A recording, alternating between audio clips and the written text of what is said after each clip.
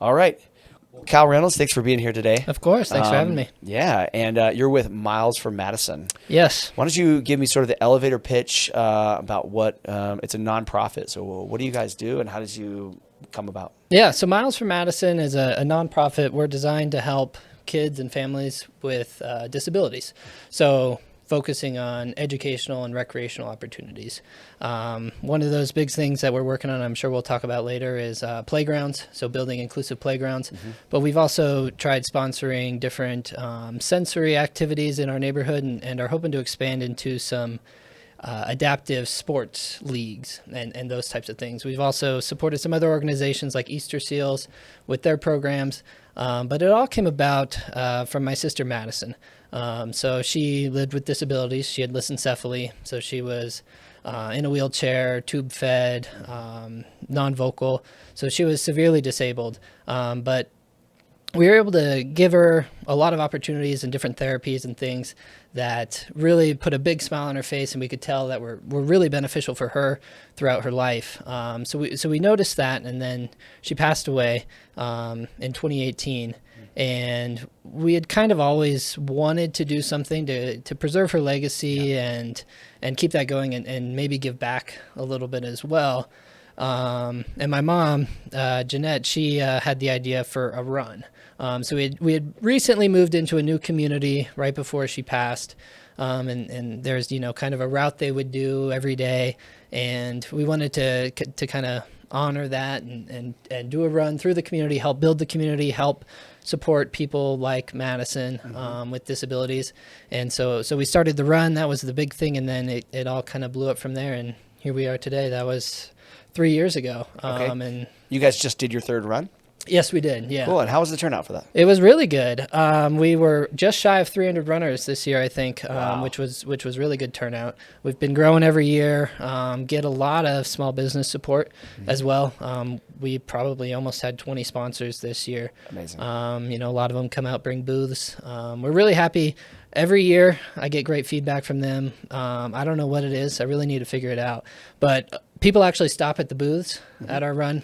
So all the sponsors love that. Cool. So you have booths along the way? At the end of the race. At the end of the race. But Okay. I've heard from multiple sponsors over multiple years that they're like, we go to races 5 times as big and we don't get that many people stopping. So the engagement's good. It is, yeah. People and I think are there for the right reasons. they are. I think the whole community aspect, we're in a new development, Sterling Ranch. So that community is kind of growing. We're trying to build a community of our own kind of within it, I guess. Yeah.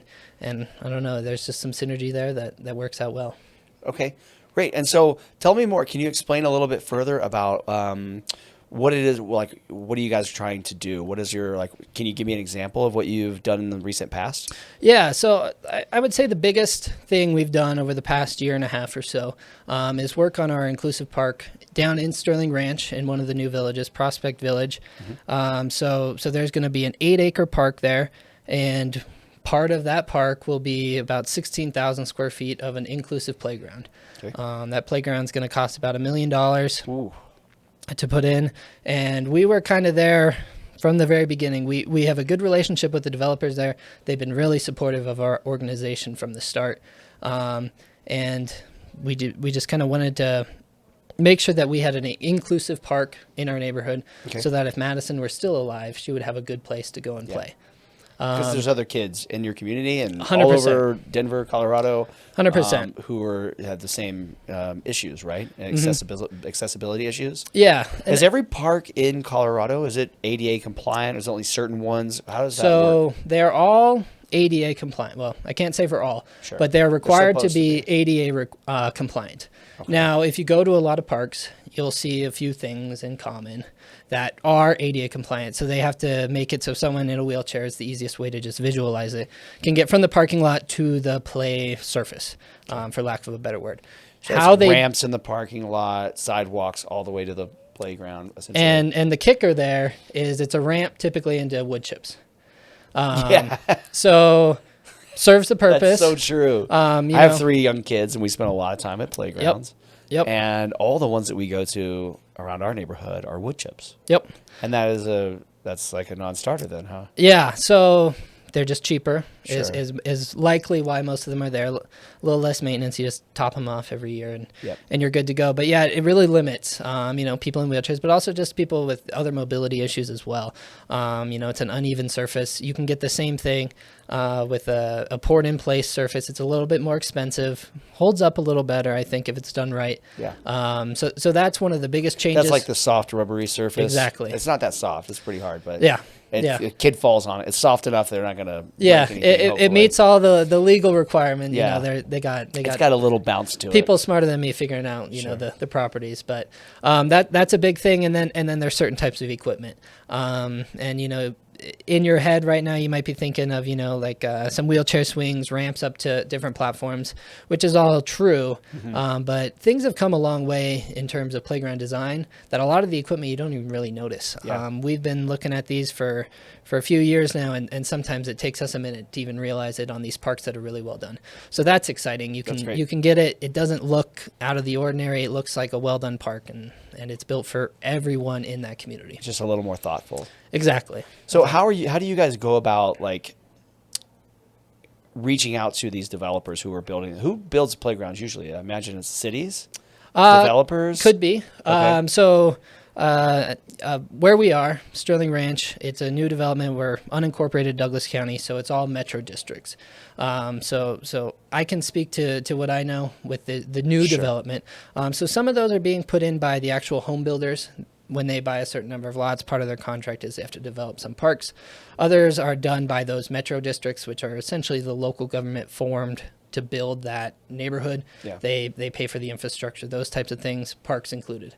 So we just had a good relationship with them from when we moved into the community really early on. I served on the board of the metro district, got to know them a little better there. So we just had that connection. And I have a very vivid memory of my mom, Jeanette, here. The Douglas County commissioners were out in our community one day, and she raised her hand and pointed out to them that we didn't have any inclusive parks in our neighborhood or in the broader Chatfield Basin. So that's really what kicked it off, and that's how we they were were able to responsive to that? At that point, I wouldn't say so, but we where I was going with that is we were continuing with the developer. And we went out to Douglas County. So we came in with a park proposal that was going to be a fully inclusive park, including that playground that we just talked about. So that's when we got the county commissioners on board. Okay. So they helped fund it. The developer helped fund it. But that's where all that money came from. And another part of what we did was try and set up the policies in our community that all of the parks are going to have some sort of inclusive element. Okay. That's just a standard. We don't have to fight for it anymore. Yeah. And then they write that into the bylaws of the community? Yep. Okay. Exactly. Love that. Cool. Yeah. Okay, and that's above like an HOA. I don't want to get into the all the legality there. I'm not an expert, but it could be an HOA in other circumstances. Yes. Okay. We don't have them, but that's just our mechanism. But same exact thing. Okay. Cool. And then what else are you guys doing besides playgrounds? You mentioned like sensory things, and can you go into that a little bit further? Yeah. So that's a new one for us. We're starting that out. So over the summer, we sponsored a sensory swim. So what we did was we blocked off our community pool for a few hours every week. We brought in a therapist that it was just an open time that if you had whatever need, you could go to the pool. It'd be a quiet time. You'd have that therapy help there if you wanted it. So we just kind of offered that up as a service. We had a few people in the neighborhood come out and use it. They had great reviews. The therapist, she sounds like she did a fantastic job. So that was just a small kind of, pardon the pun, dive into it.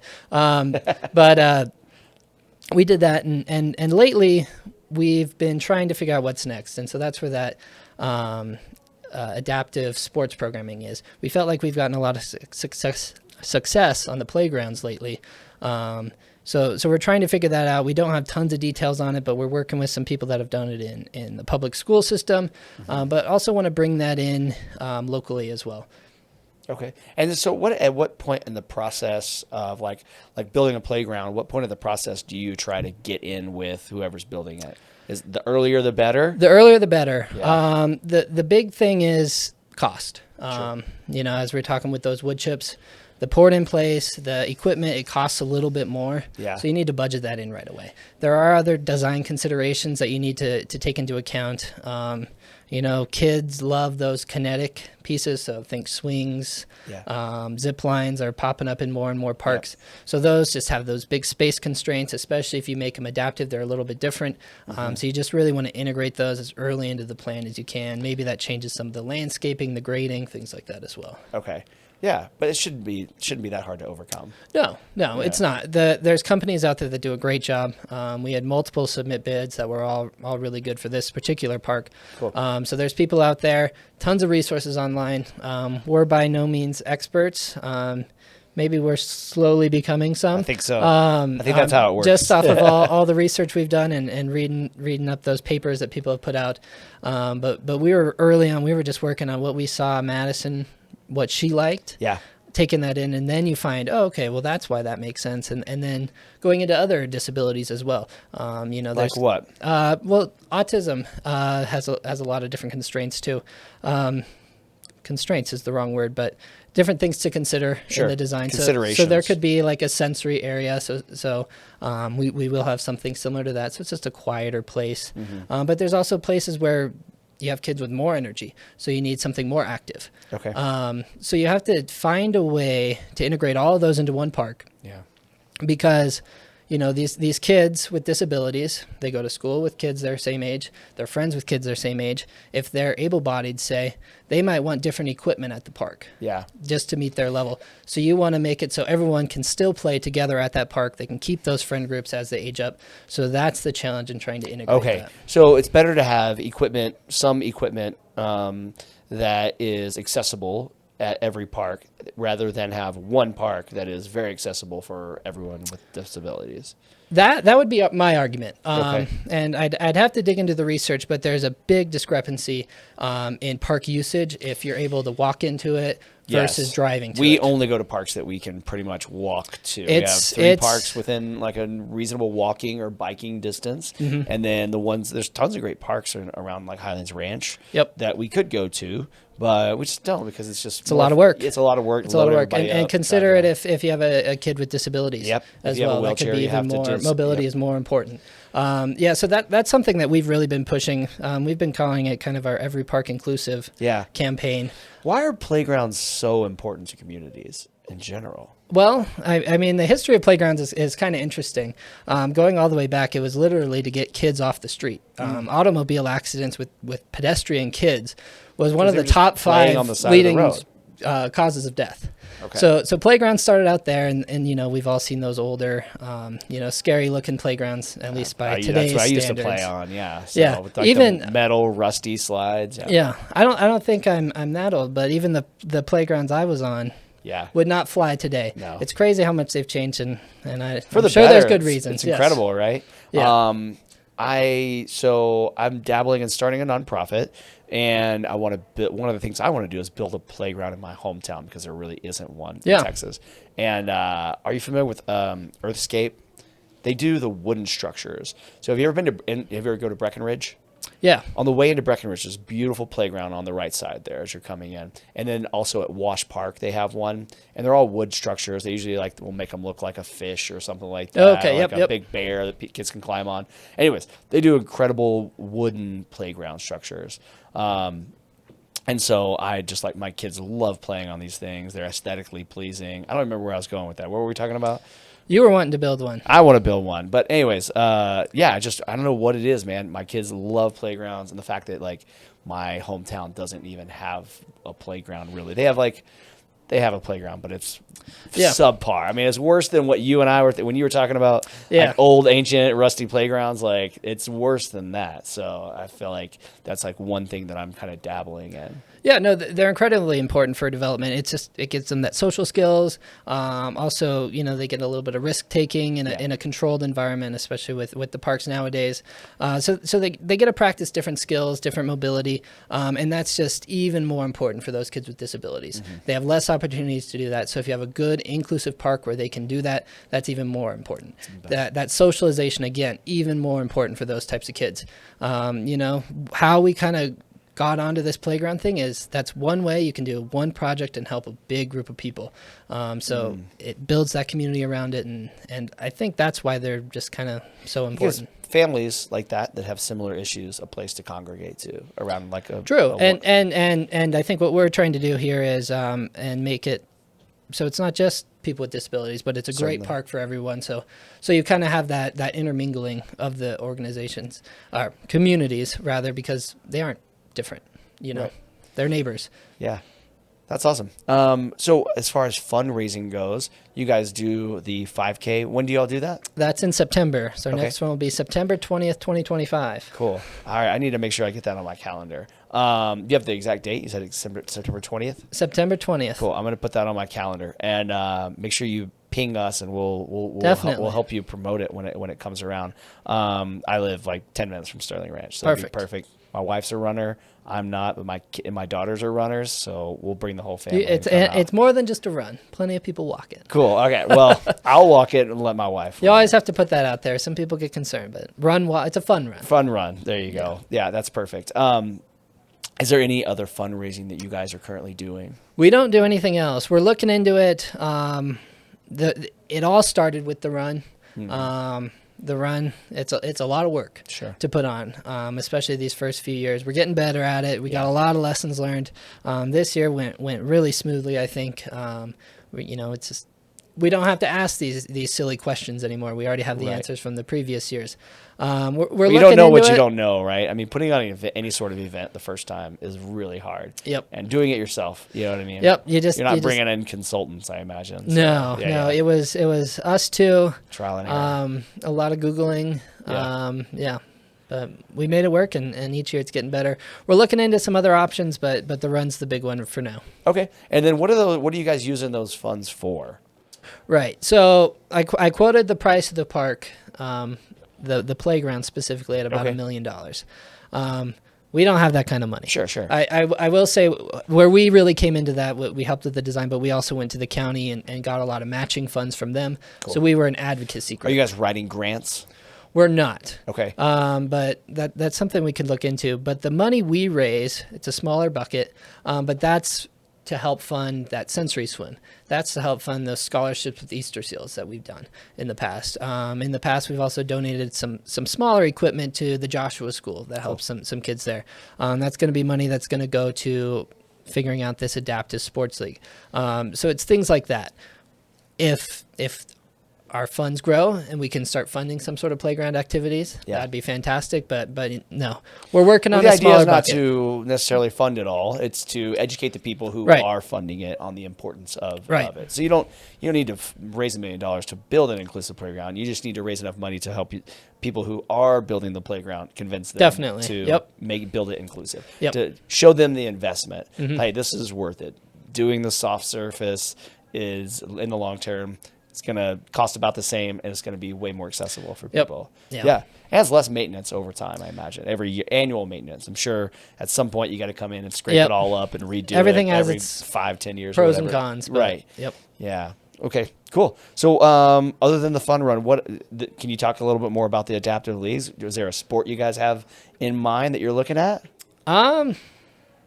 Probably basketball to Yeah. start. That's my mom's a big Duke basketball fan, so All right. I guess that go one Blue is- Devils.